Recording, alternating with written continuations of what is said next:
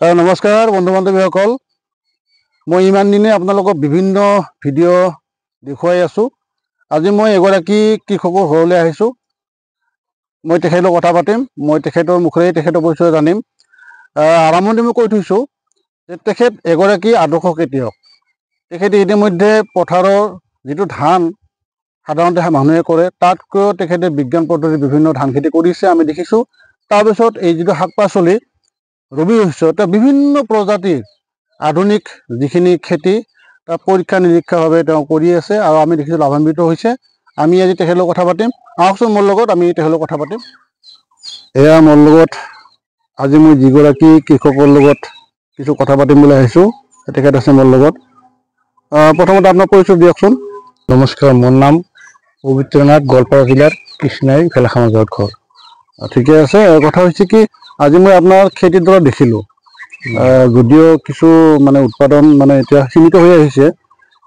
এই খেতিৰ বিষয়ে কওকচোন। আপুনি কৃষি কাৰ্য আপুনি কিমান দিন ধৰি জড়িত হৈ আছে? মই এই কৰ্মত কলেজীয়া জীৱন শেষ হোৱাৰ পিছতে মই এই কৃষি কৰ্মতে জড়িত হৈ আছোঁ। এনে চাকৰি বিচৰা নাই? নাই, চাকৰি বিচৰা নাই। চাকৰি বিচাৰি পোৱা নাযায় আৰু যিহেতু নিবনুৱা সমস্যা আছে নহয়। কথা হৈছে কি, আমি যিহেতু আপোনাক দেখিছোঁ সৰুকালৰ পৰা কৃষি জড়িত আছে, এই যিখিনি ৰবি শস্য তালত ধান খেতিও কৰে, কেনেদৰে আগবাঢ়িল কওকচোন কথাখিনি কওঁতে। কৃষি কৰ্মতে জড়িত হৈ আছোঁ। ধান খেতি, ৰবি খেতি এইবিলাকে কৰি থাকোঁ আৰু। এনে ৰবি শস্য, যিহেতু ৰবি শস্য বুলি ক'লে মানে কি শাক পাচলি যিখিনি খেতি, কি খেতি কৰে?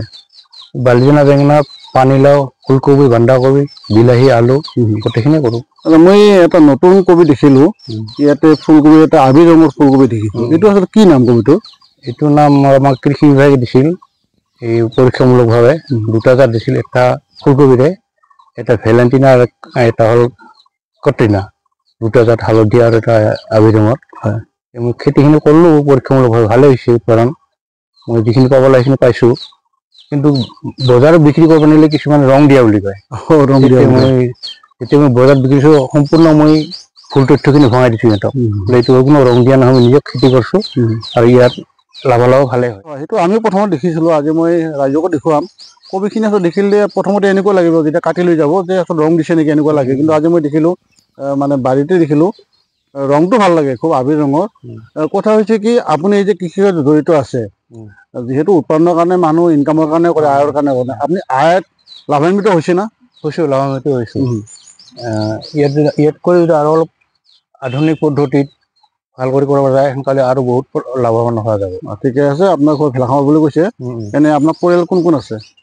আমি গিৰিক ঘৈণীয়েক, ল'ৰা ছোৱালী আছে দুটা। ঠিকে আছে। এনেকুৱা আমি লাও খেতি কৰিছোঁ। হয়। এতিয়া থলুৱা ঘৰুৱা জাতৰ, এনেকে অধিক ফল দিয়ে। ইমানকৈ ফল দিছে। ইয়াত অলপ দৰৱ পাতি দিলে গোটেইখিনি ফলখিনি থাকি থাকি কিছুমান নষ্ট হৈ যায়। খাবৰ কাৰণে খুব সোৱাদ লাগে। বজাৰৰ জিলা মানে সাধাৰণতে কিবা আহে, তাৰ বাহিৰে মৰিলে খুব সোৱাদ লাগে। বজাৰত বিক্ৰী কৰিব নিলে মূৰকেইটাহে আগত বিক্ৰী হয়। ইয়াত মানে সম্পূৰ্ণ গোবৰ সাৰ, ৰাসায়নিক পদ্ধতি ব্যৱহাৰ। সেইটো সুধিব খুজিছোঁ, ৰাসায়নিক সাৰটো নিদিয়ে? নাই নাই নাই, আগত বিক্ৰী হয়, অৰ্গেনিক চব নহয়। এইটো হ'ল বালিজনা বেঙেনা। ইয়াৰ সোৱাদটো খুব ভাল লাগে, কাৰণ ইয়াত সম্পূৰ্ণ গোবৰ দি খেতি কৰা হৈছে। ইয়াত মানে ৰাসায়নিক দিয়া নাই আৰু কীটনাশক দ্ৰব্য সম্পূৰ্ণ কম কৰি দিয়া হৈছে, অলপ অলপ দিয়া হৈছে। এই জাত, এইটো হালধীয়া এটা দিছিল, সেইটো শেষ হৈছে।